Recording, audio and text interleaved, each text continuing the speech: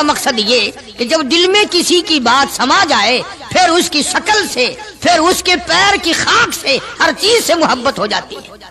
تو مسلمان جب کلمہ پڑھتا ہے لا الہ الا اللہ محمد الرسول اللہ صلی اللہ تعالی علیہ وسلم، تو اللہ پاک نے جس نبی کی محبت دلوں میں ڈالی ہے اس کی ہر چیز سے پھر پیار ہونا چاہیے۔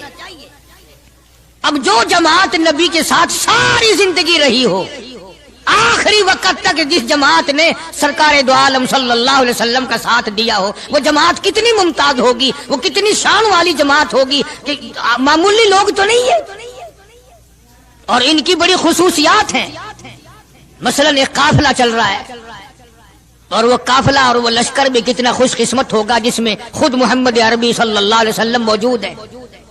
پانی ختم ہو گیا، گرمی تھی، شدت کی بڑی تکلیف ہوئی لوگوں کو بھی جانوروں کو بھی، تو صحابہ کرام نے مشورہ کیا اور اکٹھے ہو کر کے سرکار دو عالم صلی اللہ علیہ وسلم کے دربار عالیہ میں آئے کہ جی پانی نہیں ہے، جانوروں کو بڑی تکلیف ہے اور آدمیوں کو بڑی پیاس ہے، بڑی تکلیف ہے، آپ اللہ پاک سے دعا فرمائیں۔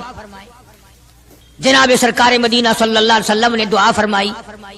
اب آگائی میرے محبوب موسیٰ علیہ السلام نے بھی پانی مانگا تھا، میں نے ان کو پانی دیا اس طریقے سے قرآن کہتا اضرب بعصاک الحجر، لکڑی پتھر میں مارو، انہوں نے پتھر میں آسا مارا، ہم نے فانفجرت من حسنتا عشرۃ عینا، ہم نے 12 چشمے جاری کر دیے تھے، موسیٰ علیہ السلام نے لکڑی ماری۔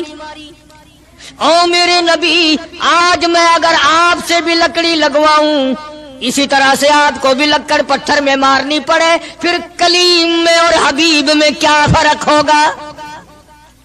وہ کلیم اللہ ہے، آپ حبیب اللہ ہیں، آپ کو لکڑی مارنے کی ضرورت نہیں۔ یہ پیاری پیاری انگلیاں جو یتیم کے سر پہ پھرتی ہیں، یہ پیاری پیاری انگلیاں جو ہر صحابی کے ساتھ مسافہ ہونے میں ملتی ہیں، غریبوں کے لیے دعا کے لیے اٹھتی ہیں، میرے محبوب صلی اللہ علیہ وسلم یہی پیاری پیاری انگلیاں ایک پانی کے برتن میں آپ رکھ دیں، مجھے اپنی کبریائی کی قسم سارے قافلے کو ان انگلیوں سے نکلا ہوا پانی پلا دوں گا۔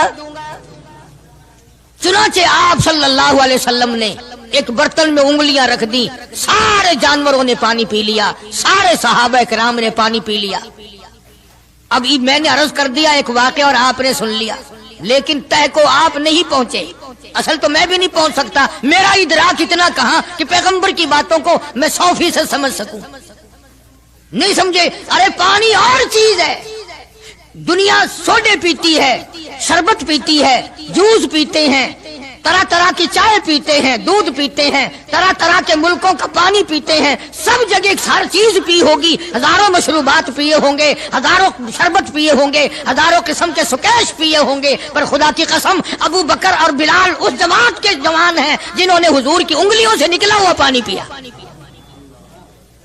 یہ سعادت ہر ایک کو کیسے مل سکتی ہے؟ انہی لوگوں کو اللہ تبارک و تعالیٰ نے یہ مقام بخشا تھا کہ خداوند عالم نے ان کو اتنی بڑی عظمتیں عطا فرمائی۔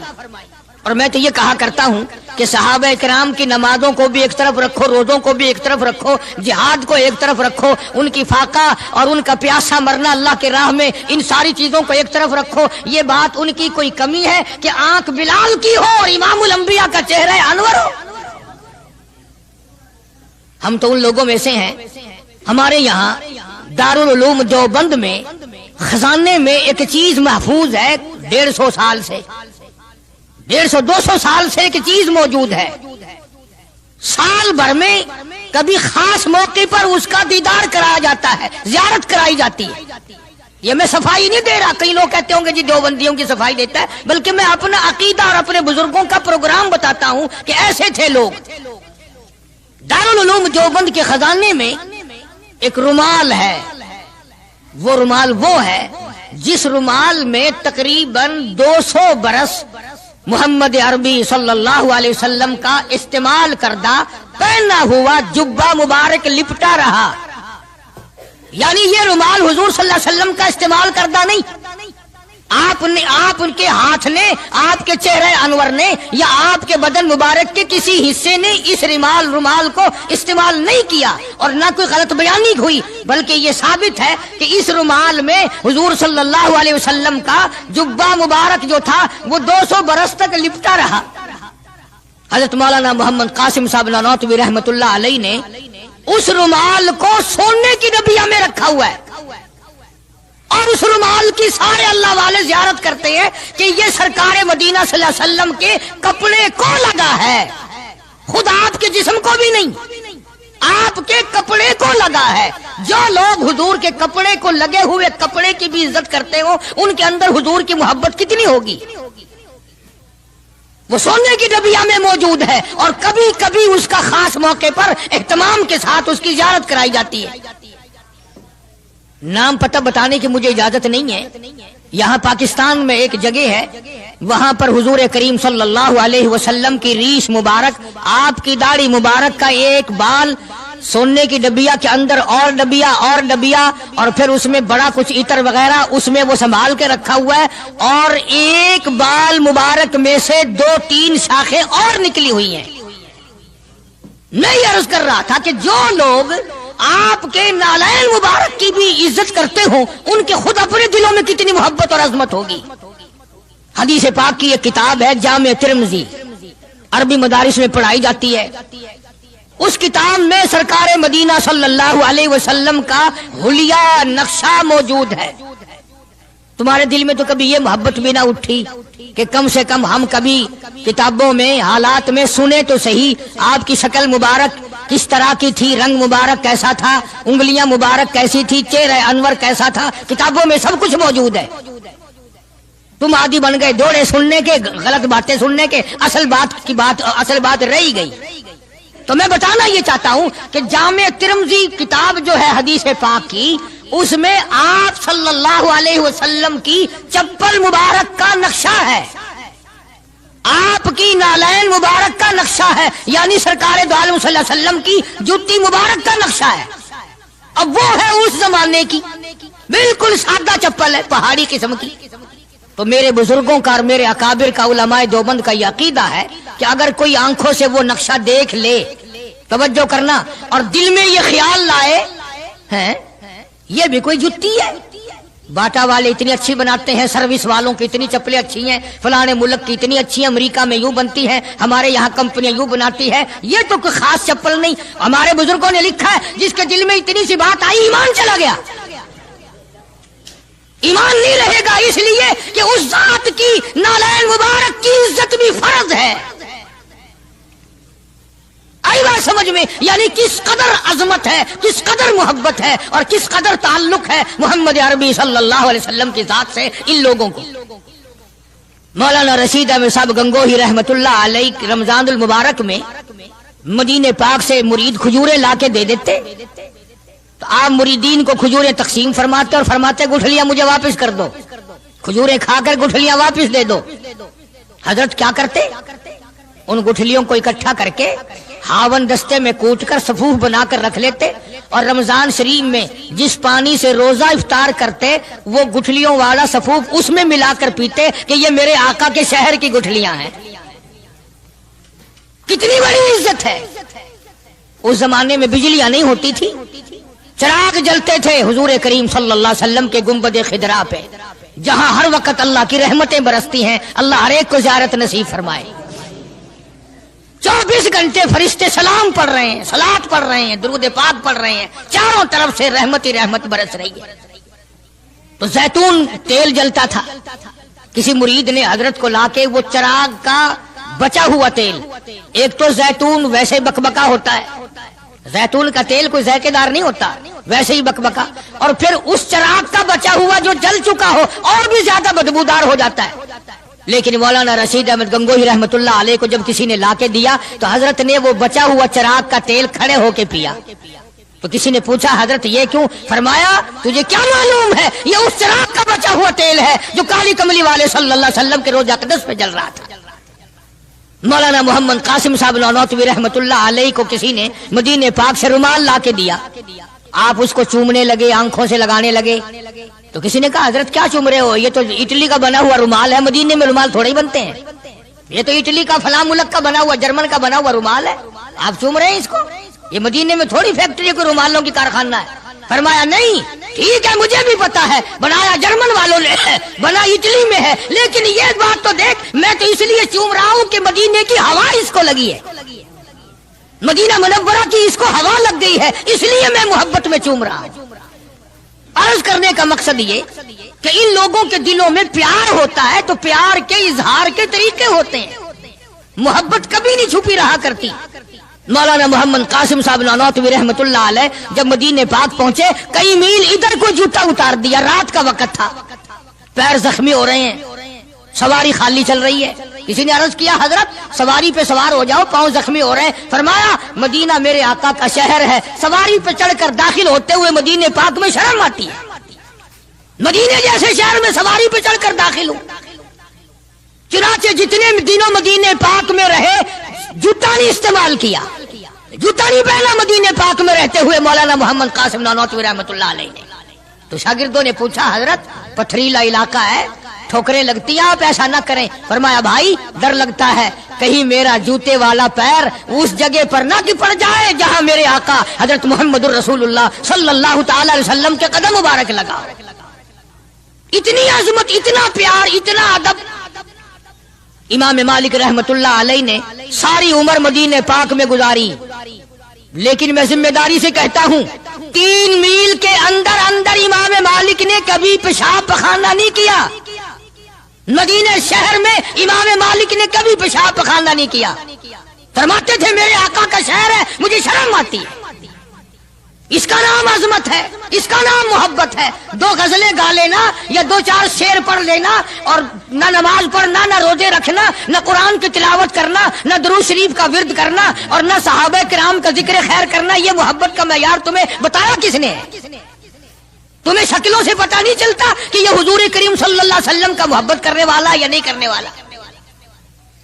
کیسے محبت کا معیار اپنا سکتے ہیں وہ لوگ، چرس پینے والے، فیم کھانے والے، بھنگ پینے والے، کتوں سے ہر وقت کھیلنے والے، وہ کبھی آقا دو عالم صلی اللہ علیہ وسلم کے خادم ہو ہی نہیں سکتے۔ مولانا محمد قاسم صاحب نانوتوی رحمت اللہ علیہ صحابہ صفہ کے چبوترے تک جاتے ہیں، سلام کے لیے جاتے ہیں، لیکن صحابہ کرام صفہ رضی اللہ تعالیٰ عنہم اجمعین کے چبوترے کے قریب سے رو کر واپس آ جاتے ہیں۔ شاگردوں نے پوچھا حضرت آگے کیوں نہیں تشریف لے جاتے؟ فرمایا بھائی گھبراہٹ ہوتی ہے، شہنشاہ کا دربار ہے، شہنشاہ کائنات کا دربار ہے، مجھے ڈر لگتا ہے آگے جاتے ہوئے، شرم آتی ہے۔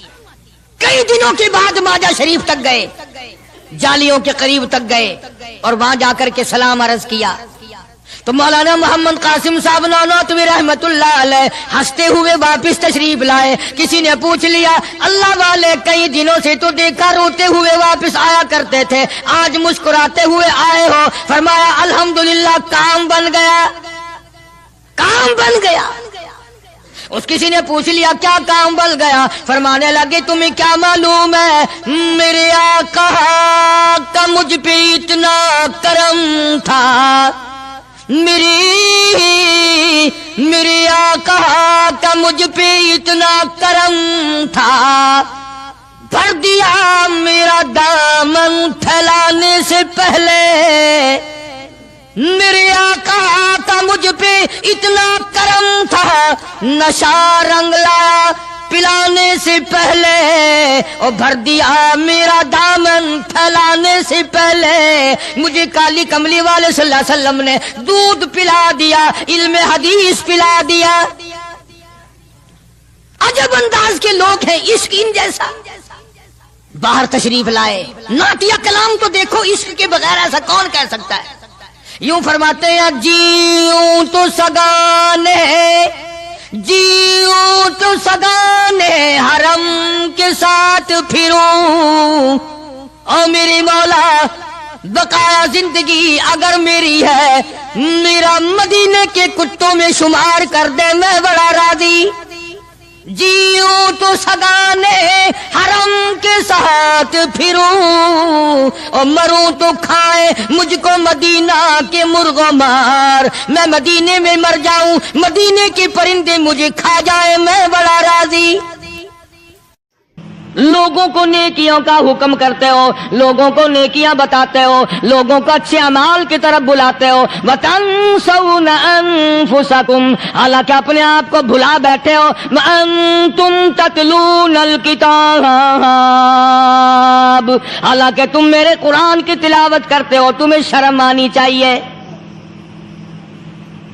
मुसलमान होकर और जिन लोगों ने रमजान मुबारक का इकराम नहीं किया, एहतराम नहीं किया, रमजान में जिना जैसा बुरा फेल करते रहे, रमजान में भी जुआ खेलते रहे, रमजान मुबारक में भी शराब पीते रहे, रमजान मुबारक में भी फिल्म देखते रहे। कई लोग आते हैं और जी गुजरान बड़ी तंग है, हालांकि हमें पता होता है तकरीबन जितना भी ये गरीब तबका कहलाता है ना, रेडियों वाला, टांगे वाले, रक्षों वाले, खोंचों वाले, पकौड़ों वाले, गंडेरिया बेचने वाले, ये चलता फिरता सौदा करने वाले, सबसे ज्यादा बेनमाज और बेरोजगार ये रहते हैं।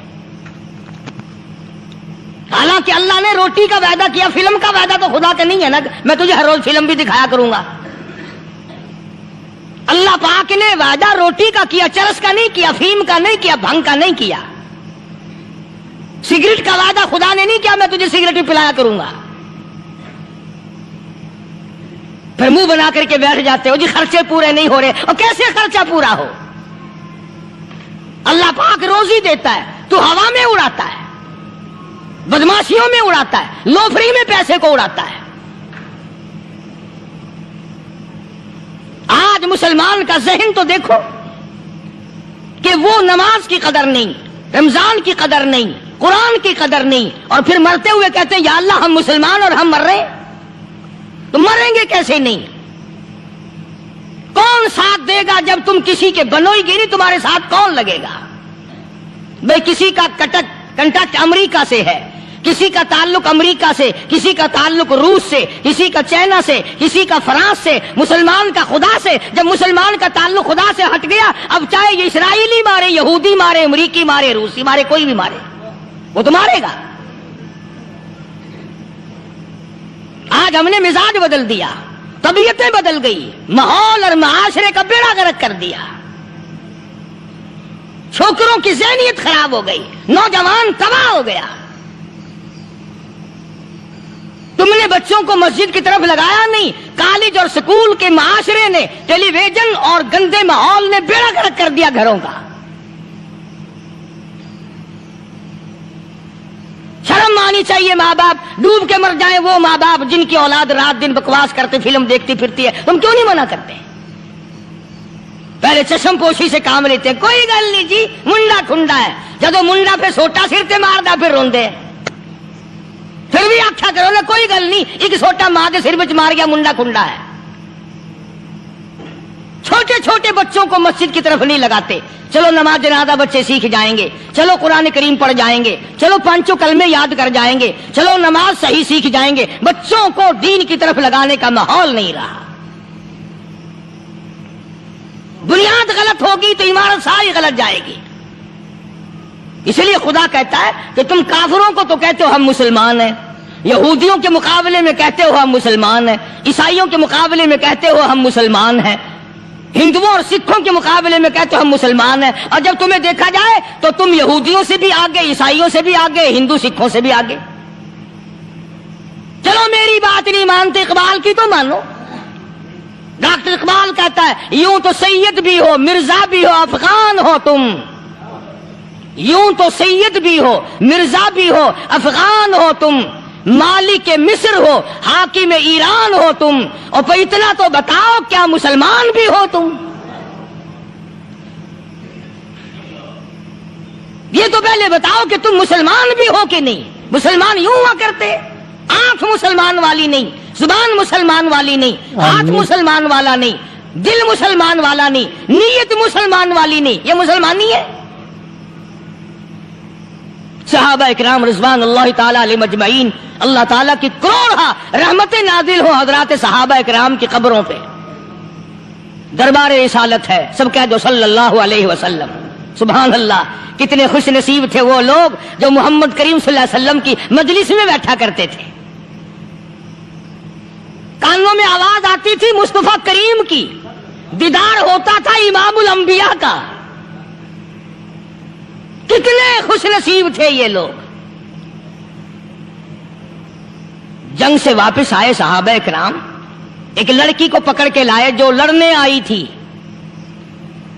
کفار کے ساتھ مل کر مسلمانوں کا مقابلہ کرنے آئی. میدان جہاد میں سے صحابہ کرام پکڑ کے لائے. قیدی ہے، کافرہ عورت ہے، غیر مسلم ہے. شہنشاہ کائنات حضرت محمد الرسول اللہ صلی اللہ تعالی علیہ وسلم کے دربار میں لا کے بٹھا دیا. ننگے سر ہے، ننگے منہ ہے، ننگے ہاتھ پیر ہیں. اللہ اکبر. کبھی آپ نے سوچا نہیں کہ تو کتنے بڑے نبی کا امتی ہے، کتنے بڑے سردار کا غلام ہے. رحمت والی چادر اتار کر فرمائی، او بلال یہ میری چادر لے لے، اس لڑکی کے سر پہ ڈال دے، پردہ کرا دے. عرض کیا گیا کسی کافر کی لڑکی ہے، یہودی کی لڑکی ہے، عیسائی کی لڑکی ہے، غیر مسلم کی لڑکی ہے، میدان جہاد سے گرفتار کر کے لائی گئی، قیدی لڑکی ہے، لڑنے آئی تھی، مارنے آئی تھی، اسلام کی دشمن ہے، دین کی دشمن ہے، قرآن کی دشمن ہے، مذہب کی دشمن ہے، خدا اور اس کے رسول کی دشمن ہے. اللہ تعالیٰ کے نبی حضرت محمد کریم صلی اللہ علیہ وسلم نے فرمایا، او لوگو ٹھیک ہے لڑکی کافر کی ہے، کفر کی حالت میں پلی ہے، کفر پھیلانے آئی ہے، کفر کو بچانے آئی ہے، اسلام کا مقابلہ کرنے آئی ہے، اسلام کو مٹانے کے لیے آئی ہے. پر اے میرے دیوانوں یہ تو بتاؤ، اپنے باپ کافر کے دربار میں بھی ننگے سر بیٹھے اور میں کالی کملی والے کے دربار میں بھی ننگی بیٹھے.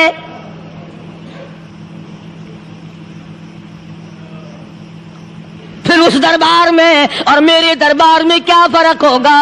وہ کافر کا دربار ہے، یہ شہنشاہ کائنات کا دربار ہے، رحمت للعالمین کا دربار ہے، ساقی کوثر کا دربار ہے، شافی محشر کا دربار ہے، اللہ کے محبوب کا دربار ہے، آمنہ کے در یتیم کا دربار ہے، فاطمہ الزہرا کے ابا کا دربار ہے. اور بلال جلدی کر میرے دربار میں کافر کی بیٹی آئے، میں اس کا بھی پردہ کروں گا.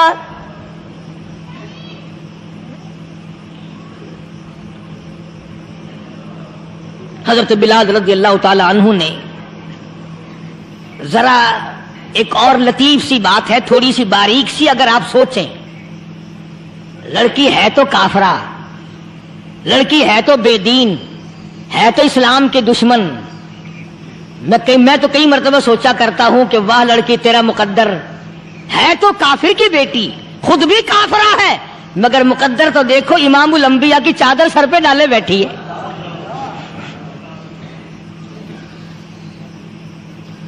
کہاں سوچیں یہ چیزیں، ہمارے دماغ یہاں تک کہاں رسائی کرے. آمین. میرا تو دل چاہتا اگر میں ہوتا اس کافر بیٹی کے ہی پاؤں دھو کر پی لیتا.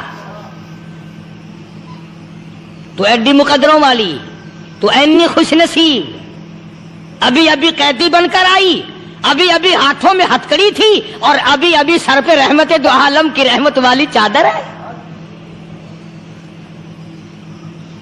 اور پھر آپ نے پوچھا اب تو کیا چاہتی ہے، کیا چاہتی ہے؟ اللہ اکبر. کہنے لگی میرے گھر پہنچا دو، میں اپنے گھر جانا چاہتی ہوں. دو نوجوان صحابہ کو بلایا، فرمایا کہ انسانی رشتے کا تقاضا ہے، لڑکی نے ہم سے پناہ مانگی اور اپنے گھر جانا چاہتی ہے، ہم نے اس کو معاف کر دیا، جاؤ گھر چھوڑاؤ. اب گھر پہنچانے کا مطلب یہ تو تھا نہیں کہ حسین گائی پہنچا دو، دولت گیٹ پہنچا دو، خدا جانے کتنی دور گھر ہوگا، لڑنے جو آئی تھی. یوں لکھا ہے علماء اکرام نے، ذرا توجہ کریں. اور سچی بات تو یہ ہے، اپنے دامن میں بھی ہاتھ مار کے دیکھو کہ ہم کیسے ہیں. محمد الرسول اللہ صلی اللہ علیہ وسلم کے دو جوان دیوانے ساتھ ساتھ اس کے چلتے ہیں، ایک ادھر چل رہا ہے ایک ادھر چل رہا ہے، جنگل کا راستہ ہے، رات بھی راستے میں آئی ہے۔ نوجوان لڑکی کا بیان ہے، اپنے بھائی کو جا کے کہتی ہے یہ دو نوجوان میری ساتھ راستہ چلتے آئے، میری ساتھ سفر طے کرتے آئے، پر اے میرے بھائی جان، رب کائنات کی قسم مجھے تو یوں معلوم ہوتا تھا دونوں اندھے چل رہے، مجال ہے میری طرف نظر اٹھائی ہو۔ یہاں تو رکشے والے کا داؤ لگ جائے وہ بعد نہیں آتا، ٹانگے والے کا داؤ لگ جائے وہ بعد نہیں آتا، اور پیر صاحب تو اپنے یہاں سے خشک جانے کیسے دیں گے؟ کیوں جانے دیں؟ کیا مطلب؟ یہ شرافت ہے، یہ دین ہے، یہ اسلام ہے۔